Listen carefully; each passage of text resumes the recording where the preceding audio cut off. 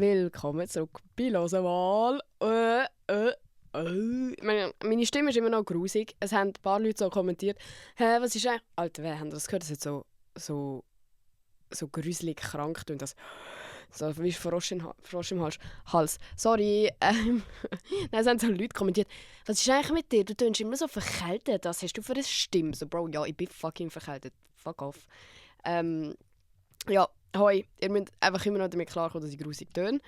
Aber... Ja, abgesehen von dem, ich habe etwas Cooles zu erzählen. Und zwar ist jemand in die «Losemal» Insta-DMs geslidet.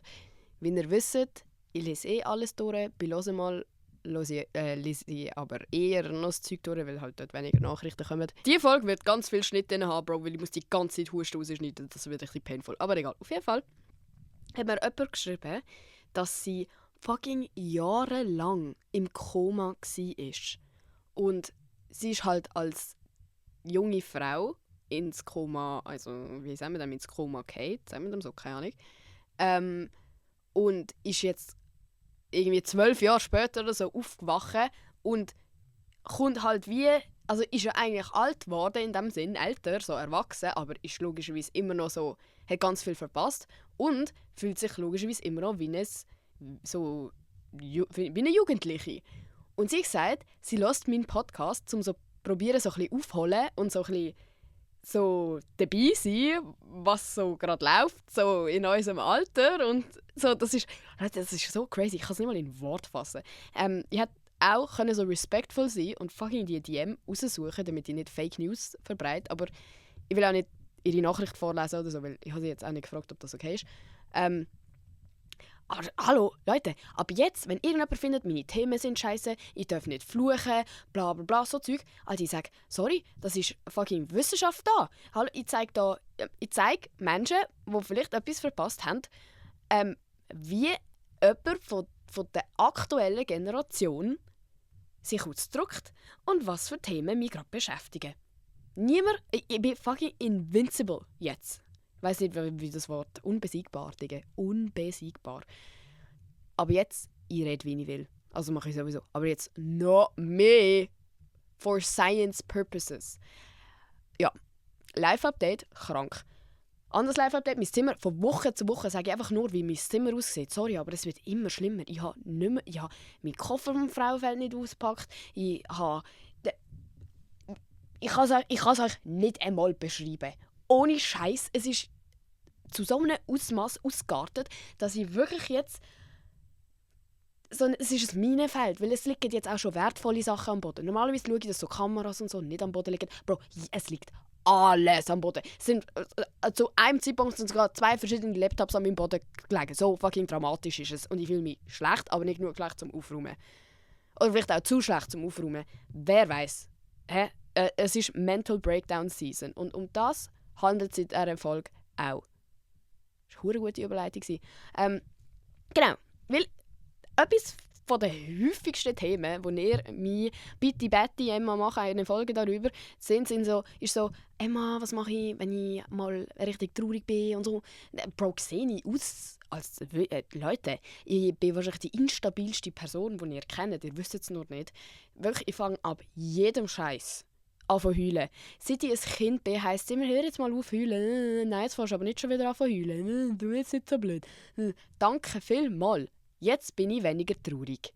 10 out of 10 would recommend einer Heulsuse sagen, heul mal weniger, du dumme Sau. Danke.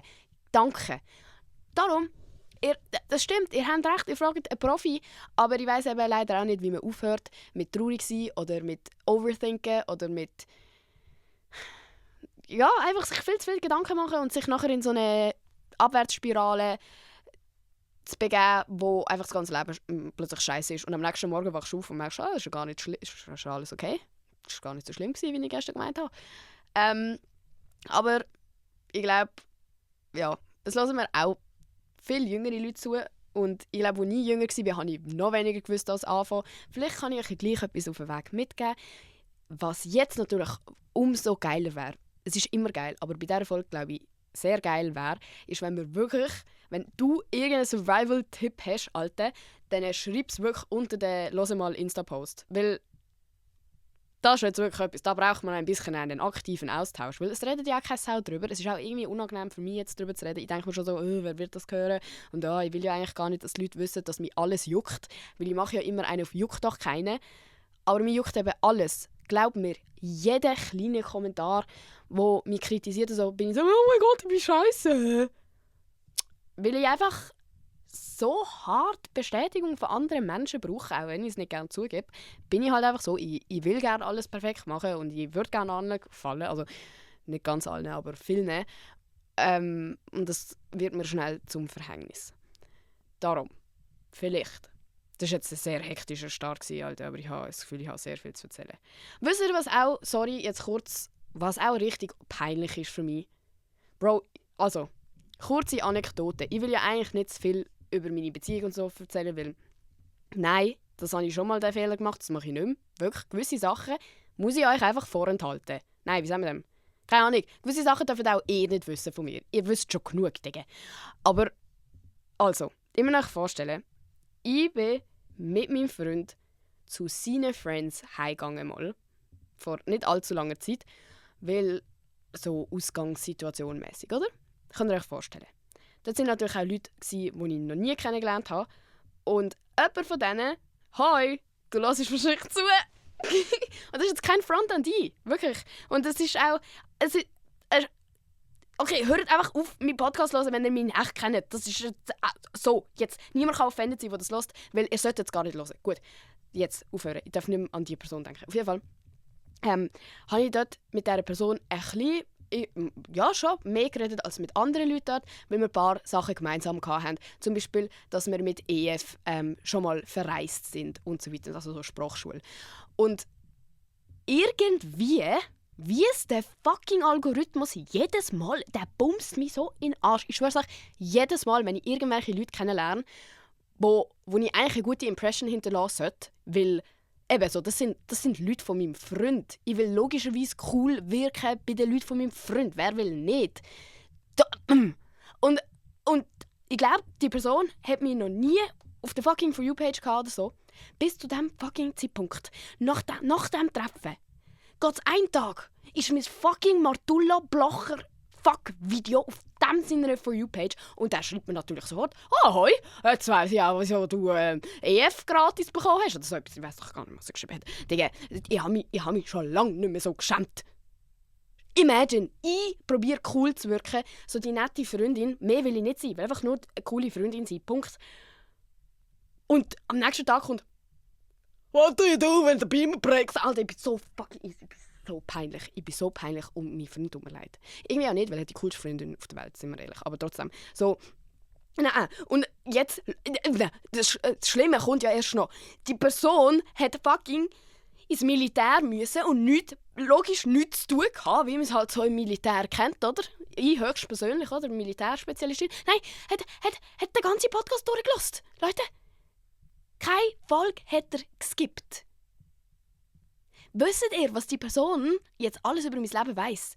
Ja, und jetzt hocke ich da und sage, ja, haha, meine Tipps für Mental Breakdowns. Ja, übrigens, ich bin fucking Psycho und habe mein Leben überhaupt nicht im Griff. Nein, so Leute sollten wirklich, ihr solltet einstellen, dass Leute, die mich schon mal getroffen haben in einem privaten Kontext, keinen Zugriff auf «Hören mal» haben. Es ist so peinlich. Und bla bla, Leute schreiben mir «Ha, du bist so cool, weil du gibst keinen Fick.» Leute, wisst ihr, wie viele Ficks das ich gebe? Ich gebe 100 Millionen Ficks. Das ist mein Problem. Das ist der Grund, wieso viele Leute das Gefühl haben, dass ich cool bin. Weil ich so viele Ficks gebe, dass ich mir ganz viel Mühe gebe, um cool zu wirken. Gut, also. An die Person, falls du das hörst, ich habe dir jetzt nicht offiziell verboten, das zu hören. Du musst dich nicht schlecht fühlen. Ich bin das Problem in dieser Situation. Aber ich würde doch auch den Podcast hören von Leuten, die ich kenne. Wisst ihr, wie fucking juicy das ist? Niemand hockt an und erzählt dir so viel von deinem Leben wie ich. Und, naja, auf jeden Fall. Egal. Ich weiss nicht, wie ich jetzt zu diesem fucking Exkurs gekommen bin. Was ich eigentlich wollte sagen. Meine jetzige Situation, was so halbe Nervenzusammenbrüche, oh mein Gott, mein Leben ist scheiße angeht, ist, dass ich mich langsam wenigstens kenne. So eben, was ich vorher auch so angetönt habe, als ich jünger war, habe ich nicht gecheckt, was passiert, von wo das plötzlich kommt, was genau das Problem ist, was mich jetzt spezifisch traurig oder hässlich macht. Ich habe nicht mal gecheckt, dass bin ich traurig, weil ich hässlich bin. Also, ich konnte einfach nichts differenzieren und darum eben, denke ich, falls du jünger bist, keine Angst, du wirst es irgendwann auch noch checken. Es ist sehr viel aufs Mal und du kommst so in die Pubertät und plötzlich, Alter, hast du so viel Gefühl und alles ist zu viel und das Leben ist auch scheiße und cool und scheiße und cool. Irgendwann kommst du ein bisschen besser draus. Und ich bin jetzt so an dem Punkt angelangt, glaube ich, wo ich so verstand, okay, ich weiss, nächste Woche wird stressig. Das heisst, ich weiss, übernächste Woche wird ich eine Sau zu allen sein. Genau gleich habe ich ja auch vor dem Frauenfeld mal gesagt, ich weiß nicht wo, ob in einem TikTok oder im Podcast, irgendwo im Internet habe ich auf jeden Fall mal erwähnt, so ja, nach dem Frauenfeld werde ich wahrscheinlich ein richtiges Arschloch zu meiner Mutter sein, weil ich einfach zu viele soziale Interaktionen hatte und dann null Bock auf irgendjemanden habe und es dann an meiner Mutter auslöse, zum Beispiel. Das sind so Sachen, auf die kann ich mich vorbereiten und die weiss ich auch schon. Und dann ist es natürlich für mich auch einfach, das irgendwie zu rationalisieren in einer Situation, zum Beispiel, wenn ich jetzt zum Beispiel gerade nach dem Frauenfeld in mein Zimmer gegangen wäre, fett heulen und so gewesen wäre, wieso bin ich so traurig, dann könnte ich mich selber ein bisschen runterholen und denken, ah ja, es ist irgendwie verständlich, weil es ist für mich ein bisschen viel gewesen und wahrscheinlich bin ich einfach erschöpft und müde. Und es ist nicht ein Weltuntergang, sondern morgen ist es wieder ein bisschen besser. So. Aber wenn man noch nicht weiss, was genau der Grund ist, was das Problem ist, kann man sich selber nicht einmal beruhigen und dann ist es noch viel schlimmer mit dieser Abwärtsspirale. Dann denkst du, irgendetwas stimmt nicht mit mir, allen anderen geht es nicht so. Weil man redet auch nicht darüber. So, ich weiss auch nicht von meinen Kollegen, wenn es ihnen scheiße geht. Ich weiss meistens erst, nachdem es ihnen schon wieder besser geht, so, ja, mir ist übrigens scheiße gegangen. So, ah ja, danke Bro, danke, dass du es mir wissen lassen hast, was soll ich jetzt machen? So, wir sind halt alle so und man will ja auch nicht immer alle belasten damit und du willst ja irgendwie auch selber darauf klarkommen und so, aber es ist einfach fucking schwierig. Und ja, darum, meine jetzige Situation ist so, ich weiss ungefähr zum Beispiel, wenn etwas kurzfristig nicht so funktioniert, wie ich es gerne hatte, ich raste komplett aus. Und ich meine nicht so, wow, mega schade. Ich meine so, halt, stopp! Wirklich so, wie eine Psychofrau werde ich, wenn zum Beispiel, stell dir vor, du würdest mir sagen, du sagst mir, okay, am Samstag, nein, morgen machen wir ab, am Mittag, zum Mittagessen. Du sagst mir am 11 Uhr ab, Digga, meine ganze nächste Woche ist versaut. Fuck you. Wieso hassest du mich? Du musst mich hassen. Weil wenn du mich gerne hättest, würdest du mir das nicht antun. So, das ist dann mein Brain. Es ist nicht so, oh ja, oh, das ist jetzt ein bisschen blöd, hätte er müssen absagen. Oh, hoffentlich geht es nächstes Mal. So, nein, mein Leben hängt davon ab, ob das stattfindet oder nicht. Weil ich bin einfach kein spontaner Mensch und ich brauche Pläne und Zeit einhalten und jetzt kommt mir gerade in den Sinn, für das bin ich echt unordentlich, Alter. Vielleicht bin ich darum gestresst, weil mein Zimmer so aussieht. Das ist sicher auch etwas. So, das könnte ich auch auf meine Liste machen. Es stresst mich, wenn Unordnung herrscht, aber gleichzeitig bin ich auch zu gestresst, um die Unordnung zu beheben. Ich weiss gar nicht, wo anfangen. Und ich lasse mein Leben immer so an so einen Punkt ankommen, wo es eben unüberschaubar ist. Ich bin nicht so jemand, der sagt, «Oh, jetzt wird es langsam ein bisschen viel. Vielleicht mache ich kurz eine Pause.» Nein, ich denke mir so, nein, komm, wir machen noch 2 Wochen weiter, bis ich dann wirklich in meinem Bett liege und denke, Alter, ich weiss nicht mehr, was machen und anfange, oh mein Gott. So. Aber ich weiss es wenigstens. Ich weiss, dass ich so dumm bin. Das heisst, wenn ich jetzt ein sehr guter, gescheiter, perfekter Mensch wäre, wüsste ich sogar, wo mein Lösungsansatz ist. Und ich glaube, das ist wichtig für euch. Also so, als erster Tipp gegen so Mental Breakdowns und so, wow, wie wollen wir es betiteln? Soll ich einfach sagen, wenn es dir scheiße geht? Ja, wenn es einem scheiße geht, so, wenn du weißt, was dein Problem ist, dann kannst du auch herausfinden, wo deine Lösung ist. Und ich finde, mir persönlich gibt das Frieden. Weil ich finde, das schlimmste fucking Gefühl ist, wenn du nicht weißt, was mit dir nicht stimmt. Wenn du noch, eben so, wie ich gesagt habe, so, ich hatte das früher mega gehabt, als ich so 12, 13 war, habe ich gedacht, Alter, etwas stimmt nicht mit mir. Niemand anderem geht es so. Und auch, ich glaube, das ist jetzt auch mega cool so mit Social Media und allem so. Ich glaube, wir merken langsam alle so, okay, wahrscheinlich geht es schon vielen Menschen so. Wir haben nie eine eigene Erfahrung. So, alles, was du erzählst, sagt irgendjemand, Alter, das hatte ich auch schon mal gehabt. Und probiert so daran zu denken, es gibt eine Lösung. Irgendwie schaffe ich das schon. Ich weiss, wo ich anfangen kann, dass es mir besser geht. Und wenn du das noch nicht weißt, dann probier es herauszufinden. Probier wirklich hart zu überlegen, aber nicht dann, wenn es dir scheiße geht. Im besten Fall. Im besten Fall überlegst, wenn du jetzt, zum Beispiel, du denkst jetzt gerade, jetzt ist eigentlich gerade eine gute Phase. Dann ist jetzt vielleicht ein guter Zeitpunkt, um dir aktiv zu überlegen, wenn es mir dann scheiße geht, was ist denn genau das Problem? Oder was regt mich so fest auf, dass mein ganzer Tag ruiniert ist? Was sind so Sachen, die mich stören? Weil wenn du das an einem Zeitpunkt machst, wo es dir eigentlich keiner gut geht, ist es auch viel überschaubarer und du bist viel weniger overwhelmed und kannst es irgendwie rational angehen. Was halt nicht so ist, wenn es dir scheiße geht. Wenn es dir scheiße geht, machst du okay, ich bin einfach ein scheiß Mensch und alle hassen mich. Und so, dann ist es halt schwieriger. Du kannst es auch dann schaffen, aber keine Ahnung, allgemein lernt euch selber kennen und redet euch selber immer wieder ein. Eigentlich wüsste ich ja, was machen. Das ist wie so das, so in der Schulzeit so, ja, ich könnte ja lernen. Weißt du, so, du weißt, was du für Möglichkeiten hast. So, ja, ich bin zwar scheiße in Mathe, aber wenn ich lernen würde, könnte ich auch eine gute Note haben. So, das gibt dir so Sicherheit, so zu wissen, so, ja, wenn ich es machen würde, würde es schon gehen.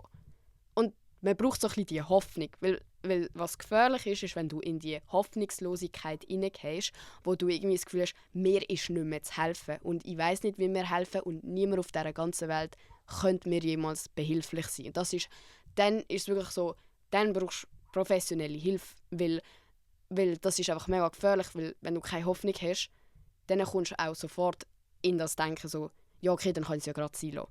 Für was bin ich überhaupt da? Und ich weiss, das ist ein sehr sensibles Thema und ich weiss auch, ich bin selber mega jung und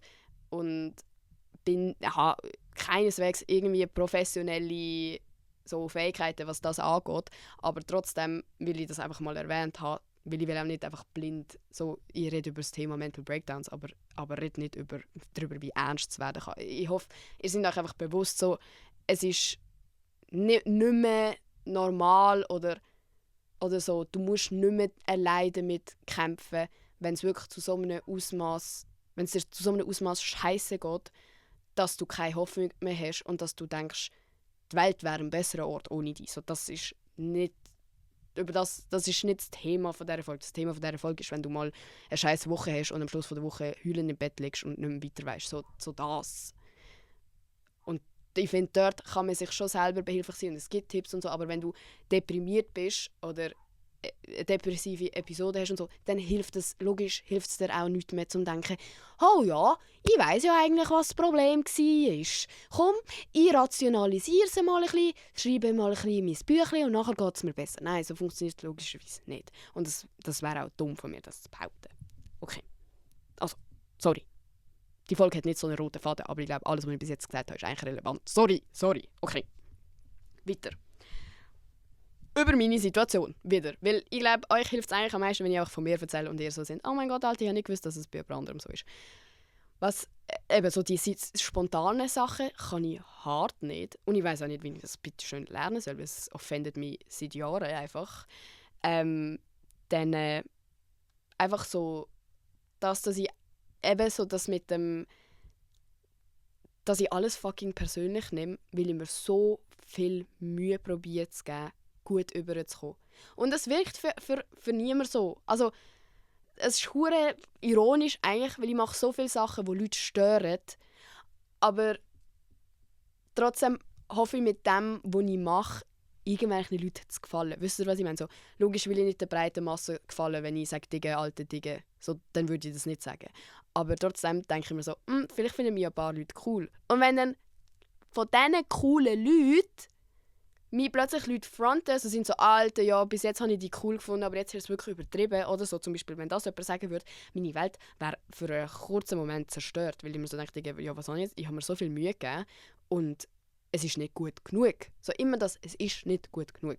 Und es sind einfach bei mir persönlich einfach allgemein ganz viele kleine Sachen, wo schlussendlich immer, jedes einzelne Mal das Fass zum Überlaufen bringen. Wirklich, es ist jedes Mal etwas Kleines. So, keine Ahnung, meine Mutter schnauzt mich einmal dumm an und dann gehe ich auf ins Zimmer und bin fucking lost und denke, mein Leben macht keinen Sinn mehr und so. Weil einfach eigentlich ganz viele kleine Sachen schon so passiert sind über, keine Ahnung, einen Monat oder 2 Wochen oder so, wo mich immer wieder ein bisschen schlecht fühlen lassen haben und irgendwann gibt es mir so den Rest und dann komme ich in so ein Loch rein, wo ich so denke, Alter, niemand hat mich gern. Wisst ihr, was ich meine? Und ich glaube, viele vergessen, dass ein bisschen, wie sagt man dem, keine Ahnung, dem so Glaubwürdigkeit schenken. So, du darfst dir selber den Platz geben, um dich scheiße zu fühlen, auch wenn es etwas Kleines ist. Weil eben, ich denke mir immer so, oha, ich bin hure am Überreagieren, wieso tue ich denn jetzt schon wieder so? Niemand anders würde so heftig reagieren auf so einen kleinen Kommentar zum Beispiel oder so. Aber du musst dir selber auch ein bisschen so eben den Platz lassen, zum kurz noch daran denken, okay, ja, es ist aber wahrscheinlich nicht nur das, es ist wahrscheinlich mehr dahinter. Chill jetzt einmal. So, du fährst nicht nur wegen dem einen Kommentar an zu heulen, sondern für die sind es vielleicht jetzt 20 Kommentare, die sich aufgebaut haben und zu dieser Reaktion geführt haben. Genau gleich in Beziehungen, wenn man plötzlich anfängt zu streiten und es ist eigentlich nur, weil, keine Ahnung, einer 5 Minuten zu lange auf dem WC gehockt ist.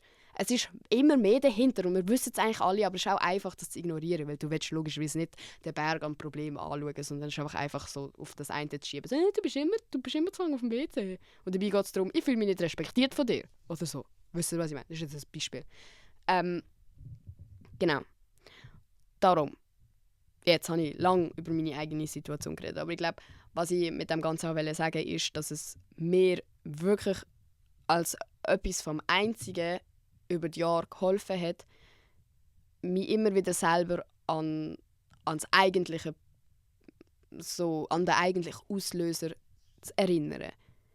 Und weil das gibt mir auch eben so Sicherheit und so ein bisschen das Gefühl so, okay, Emma, es ist valid. Weil das war immer mein grösstes Problem, dass ich das Gefühl hatte, es ist nicht okay, dass ich mich so fühle.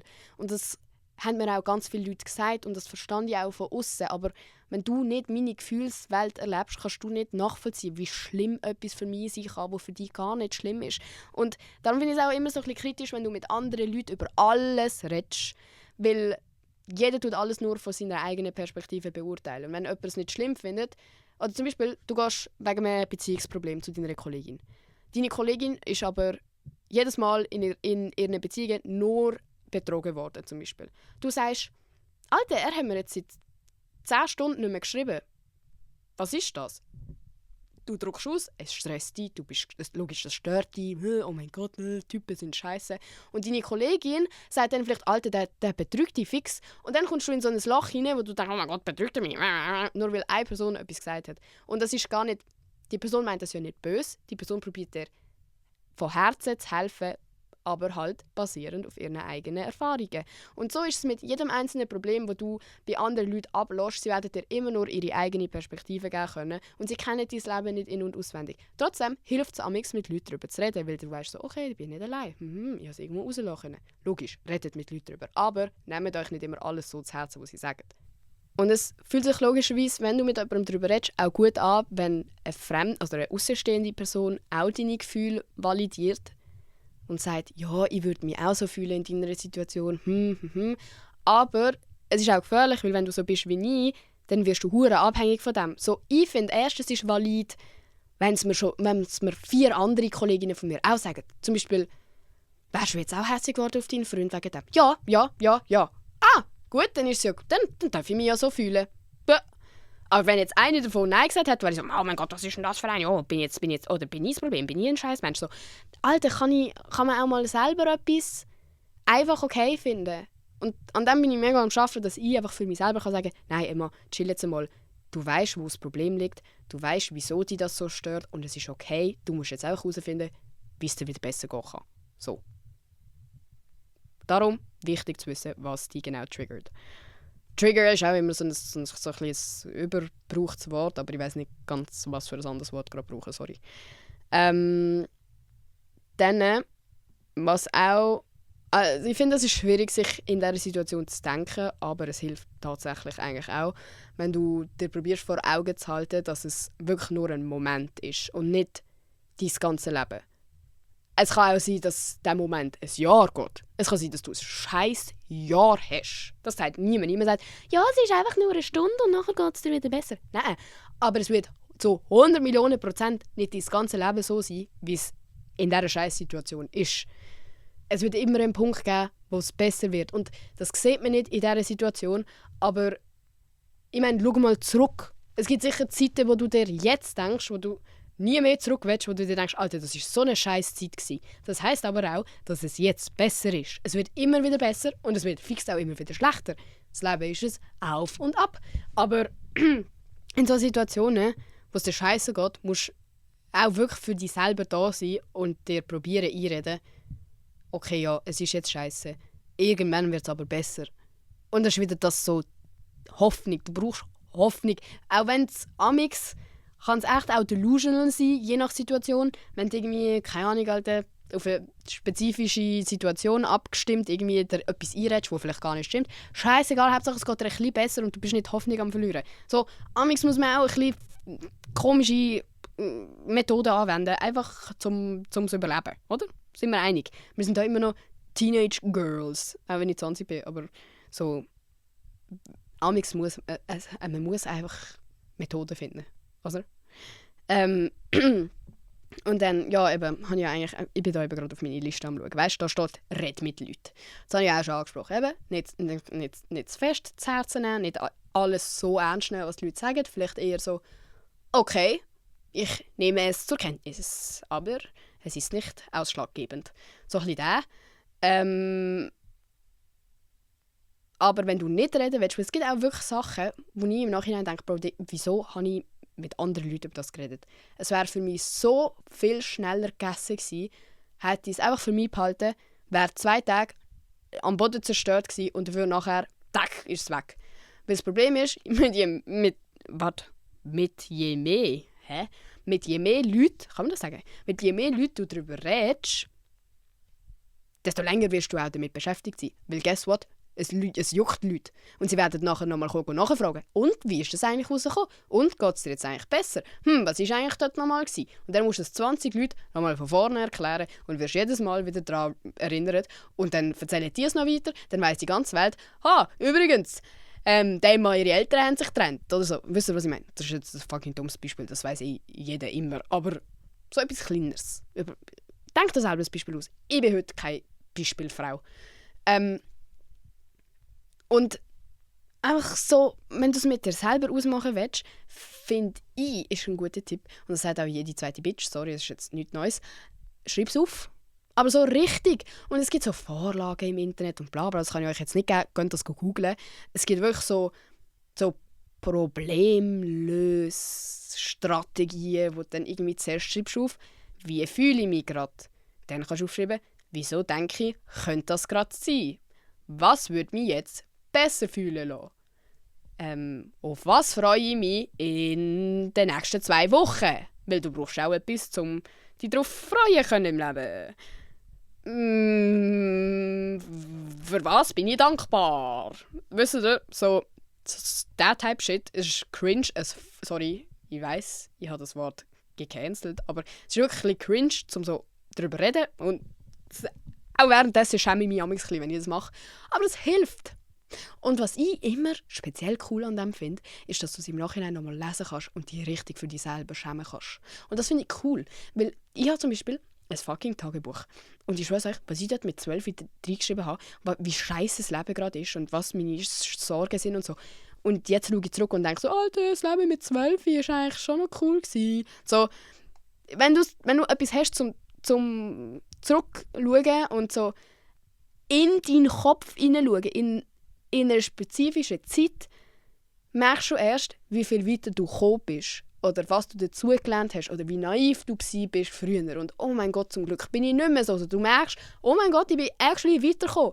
Weil wenn du Bilder und Videos und so anschaust, finde ich, ist alles so ein bisschen wischiwaschi. So, ja, ich bin irgendwie schon seit immer so ein bisschen gleich.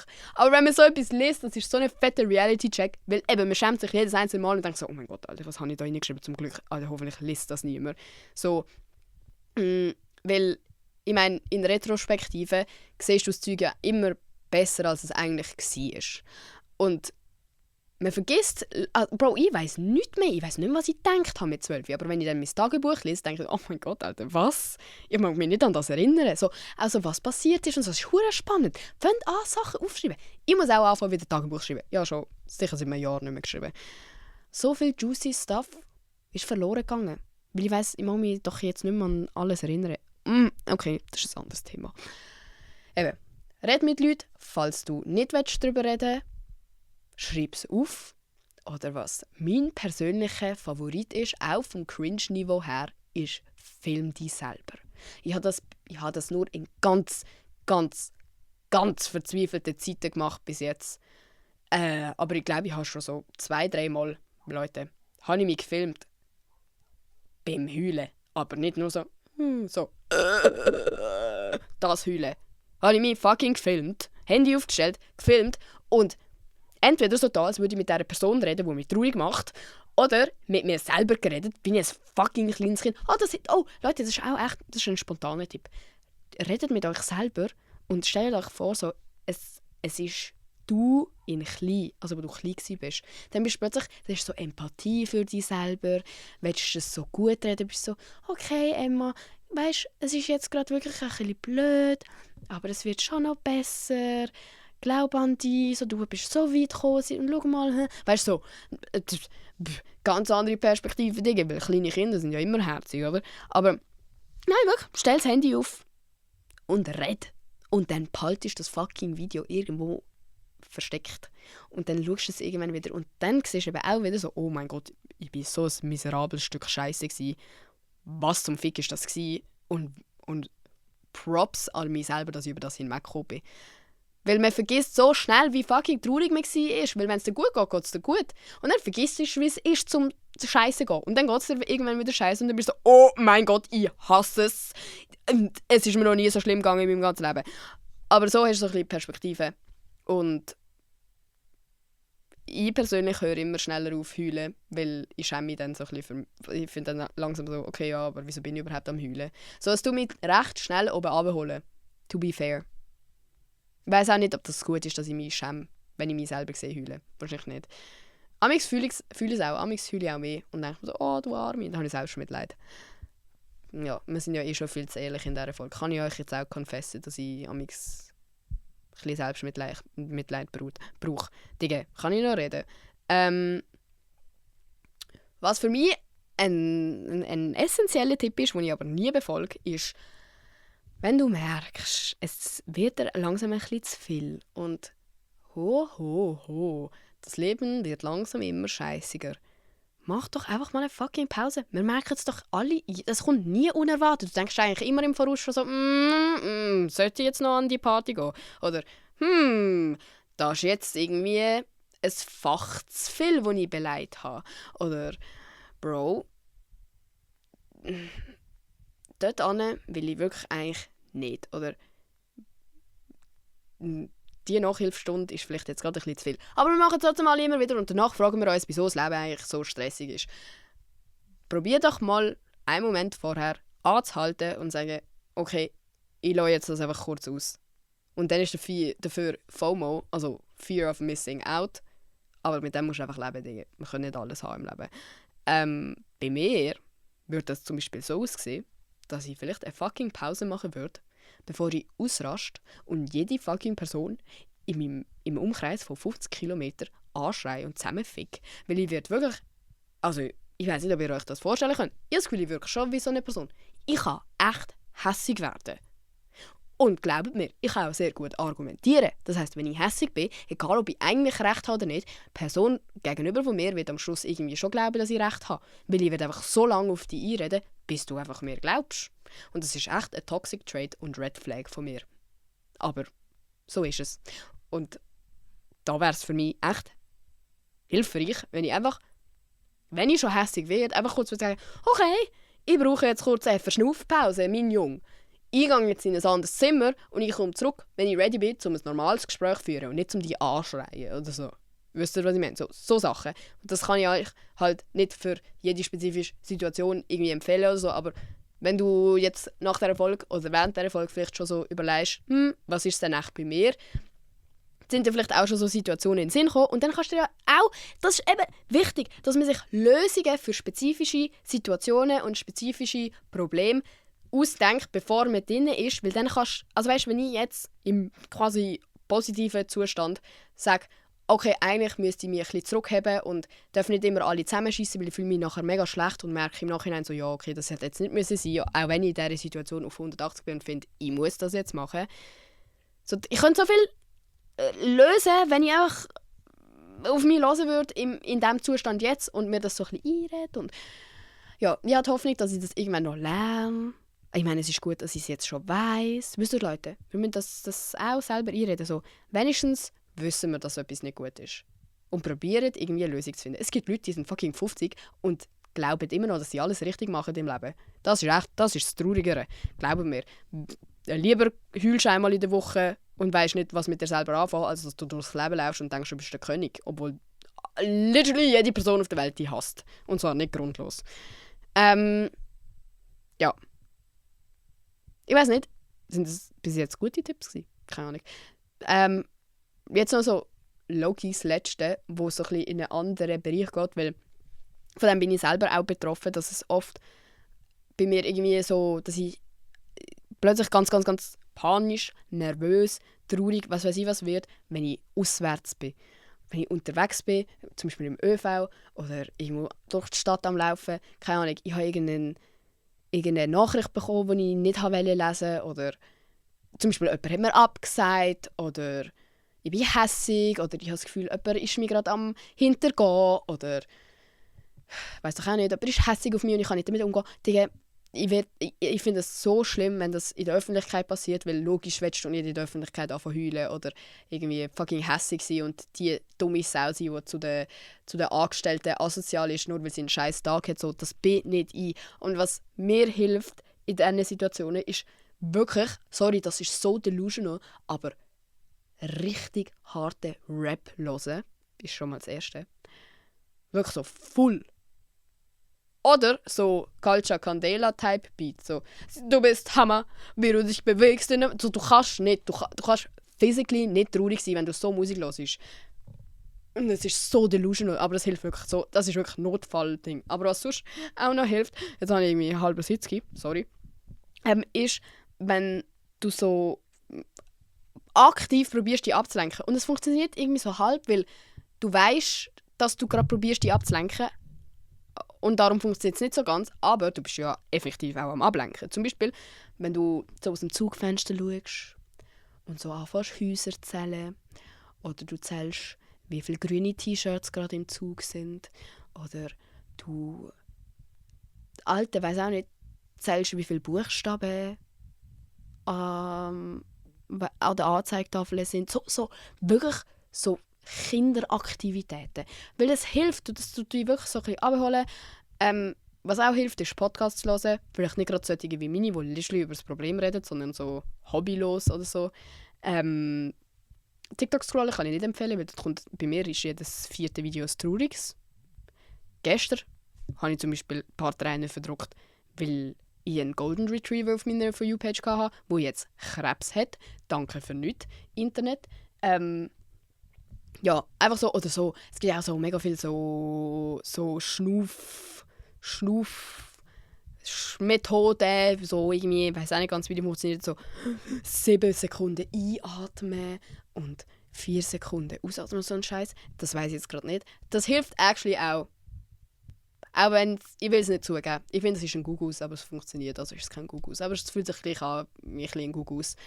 Aber googelt das mal, sonst auch in einer ruhigen Sekunde. Nicht, wenn es euch schon scheiße geht. Nein, in einer ruhigen Sekunde googelt ihr die Atemaufgabe, tut sie in eure Notizen und grabt sie wieder hervor, falls ihr sie benötigt. Wir sind prepared bitches. Ich glaube, das ist wirklich so die Essenz von dem Ganzen. Die Message ist, wir müssen wissen, wie wir funktionieren und dann vorbereitet darauf sein, wenn es eintritt, damit es nur halb so schlimm ist, wenn es dann dazu kommt. Weil das nennt man Self-Care. Ja, Leute, wir sind Self-Care-Queens. Yeah. Ja, Ich kann euch logischerweise auch nicht mega fucking behilflich sein, weil es ist einfach scheiße, wenn es einem scheiße geht. Man kann es nicht besser machen. Es geht dir einfach scheiße, aber es muss einem auch amigs einfach scheiße gehen. Weil sonst wäre es nicht so toll, wenn es dir toll geht. Wenn immer alles gleich wäre, immer alles toll wäre, wäre es gar nicht toll, weil dann wüsstest du nicht, dass es toll ist, weil du weißt nicht, was scheiße ist. Wisst ihr, was ich meine? So, der Philosophieunterricht hat sich gelohnt bei mir. Ihr seid auf jeden Fall nicht allein, wenn es euch scheiße geht. Kann ich euch versprechen. Ich habe ganz viele Kolleginnen, die es amigs scheiße geht. Mir geht es amigs scheiße. Ich weiß amigs nicht, was machen. Ich habe das Gefühl, Leute haben mich nicht gern. Ich habe das Gefühl, ich bin mega uncool. Ich glaube, ich werde allein sterben und niemand hat mich gern. Auch wenn ich die bin, die fucking insgesamt 500'000 Followers oder so einen Scheiß hat, die mich cool finden. So, das bringt nichts. Alle Leute, die ihr bewundert, haben auch irgendwelche Probleme. Auch wenn es schwierig ist, sich vorzustellen. Auch ich finde mich fucking hässlich an gewissen Tagen, auch wenn Selfies von mir Tausende von Likes bekommen. Das sind so banale Beispiele, aber ich glaube, das ist ein einfacher Weg, das irgendwie zu veranschaulichen. Es geht uns allen scheiße, gewissen öfters als andere. Aber wenn es dir scheiße geht, geht es dir scheiße und du musst dich auch nicht vergleichen mit anderen. Ja, es gibt Leute, die haben ein schlimmeres Leben, aber du lebst nur dein Leben und nur deine Gefühlswelt. Und was sich scheiße anfühlt, fühlt sich halt scheiße an, Digga. Da gibt es keinen Vergleich. Du weißt ja nicht, wie es ist, am Verhungern zu sein. Dann kannst du dir ja genau so scheiße sein, wenn der Fingernagel abgebrochen ist. So. Und fickt euch, wenn ihr Leute schlecht fühlen lasst, wenn es ihnen scheiße geht. So. Ich verstehe schon auch, es ist manchmal mühsam, wenn jemand wegen jedem Scheiß rumheult. Aber es geht dieser Person halt gleich scheiße. Niemand ist gezwungen, für Leute da zu sein. Das sage ich nicht. Aber man muss auch nicht extra gemein zu Leuten sein, die sie schon scheiße haben. Oder? Lasst mich noch, wenn ich irgendetwas gesagt habe, für was man mich canceln kann. Ich wüsste es jetzt gerade nicht. Der Speichel in meinem Maul sammelt sich schon an. Es hat schon Spuckflecken auf meinem Laptop. Nochmal ein letzter Disclaimer, Alter. Hört auf, meinen Podcast zu hören, wenn ihr mich in Real Life seht. Hört auf. Stopp. Ihr lasst mich miserabel fühlen. Wollt ihr das? Nein. Wie gesagt, lasst Leute, die es nicht gut geht, nicht noch schlechter fühlen. Jetzt ist es euch moralisch verboten, da nochmal reinzuhören. Haha. Joke's on you. Ich weiß nicht, was ich nächste Woche erzählen soll übrigens. Ich habe ein paar Ideen, aber irgendwie... Ich weiß nicht. Sagt mir nochmal, was ihr gerne hören würdet, weil irgendwie... Also ich meine, ich habe Ideen, aber schießt mir dann auch an, eine Folge aufzunehmen, die irgendwie niemand juckt. Lieber mache ich die Themen, die ihr desperately braucht, wie die hier, weil anscheinend sind wir alle einfach am halbes Krepieren gerade. Übrigens, darf ich kurz anmerken, falls es jemand anderem aufgefallen ist, mir ist es aufgefallen, mein Wortschatz in dieser Folge ist richtig gut. Ich habe schon lange nicht mehr so viele verschiedene Wörter gebraucht wie heute. Das ist echt auch traurig. Echt traurig. Aber trotzdem.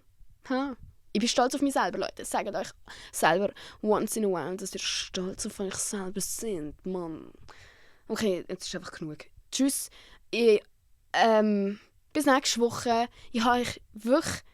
Nein, das darf ich mir nicht sagen. Anscheinend werden Influencer cancelled dafür, wenn sie so sagen, ich habe euch gern, weil man kennt sich ja eigentlich gar nicht. Aber so, eure Präsenz gefällt mir. Bis nächste Woche. Hört mal. Oh, wartet. Nochmal, zum 100. Mal. Ihr dürft im Fall immer noch, gell? Ich muss da immer ein bisschen so den Promoter spielen. Ihr dürft auch, hört mal, mit 5 Sternen bewerten. Wenn du nicht 5 Sterne Bewertung machst, dann darfst du es auch gerade sein lassen. Wenn du findest, der Podcast hat 5 Sterne verdient, dann lass 5 Sterne da. Folg Hört mal Account auf Instagram und freu dich auf die nächste Folge. Mit freundlichen Grüßen, Emma, Pemma, Gemma. Peniskopf. Jetzt habe ich auf mein Mikrofon gespuckt. Tschüss!